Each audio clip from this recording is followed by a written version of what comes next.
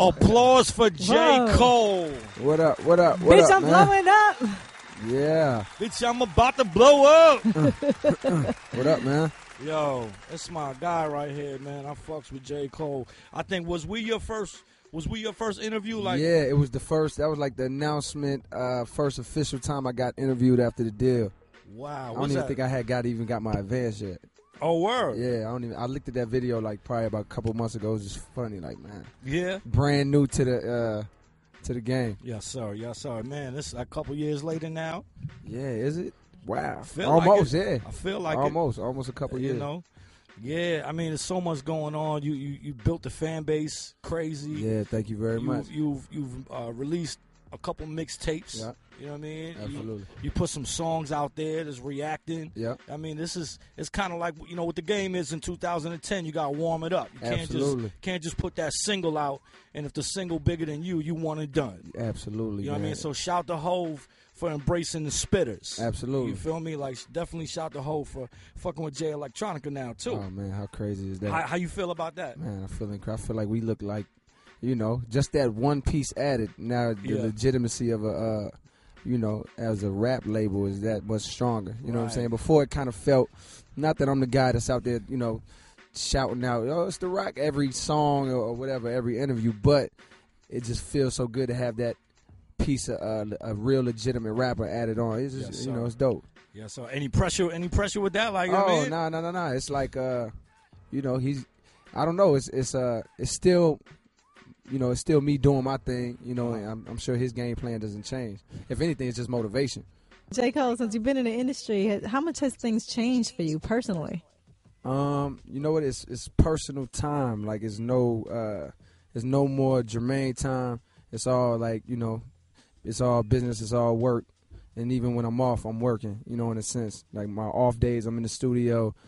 So it's like less, you know, I remember the days when I was trying to get a deal and it was like a lot of like, if I wasn't working on music, I was just sitting around the crib thinking about this. So now it's the same. It's just I'm always thinking about it, but it's way more like activity. I'm never like, you know, never free. Did you ever expect in your wildest dreams to be where you're at right now, to be signed to Jay-Z? That never crossed my mind ever, not one time in my life. But I always knew in my heart like I was going to be signed somewhere. You know, like I thought maybe Def Jam, Atlantic, somewhere like that. I never would have thought, you know, that I'd have had a chance to be signed to Jay-Z. Like, that never even crossed my mind. It was so unrealistic that, you know, who would ever even think about that? You know, he was on top of the game when I was 14. Right. You know what I'm saying? That was, you know, 10 years ago or whatever. And then you went hard trying to get him to listen to some beats before the deal. Yeah. I love that story, man. Talk about it. Talk about it. I tell this story all the time, but it really never gets old. He was putting out American Gangster. Yeah. And I had seen I was at my job. I was calling people from a newspaper, trying to get them to like place ads in the classified section. Wow. And I really used to just slack. I used to just really write raps and just surf the internet or whatever. So I see that he's dropping an album. Yeah.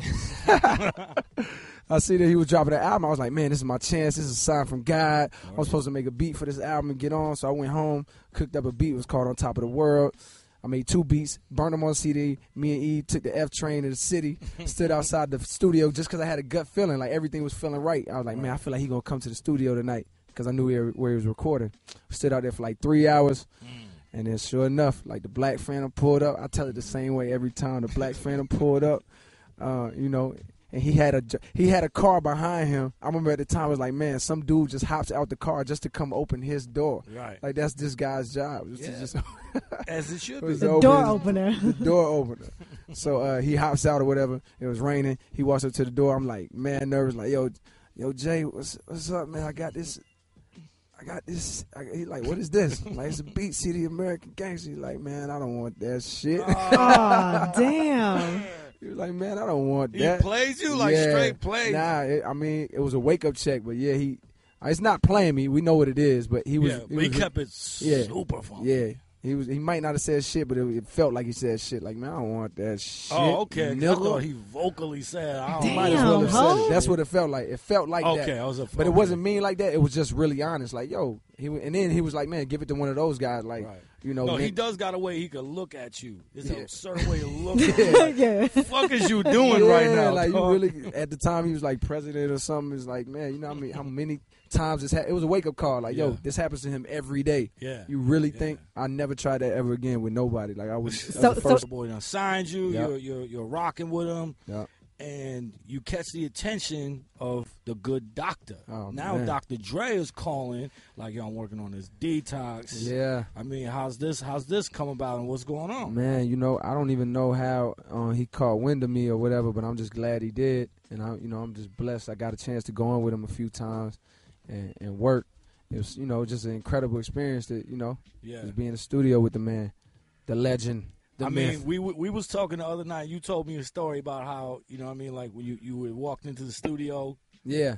And you was kind of unsure how he was, saying how familiar with you. Yeah, I didn't know how. Because it's Dre. I'm sure he doesn't have time to go and dive into the warm up. I'm sure he's not driving around playing Friday Night Lights.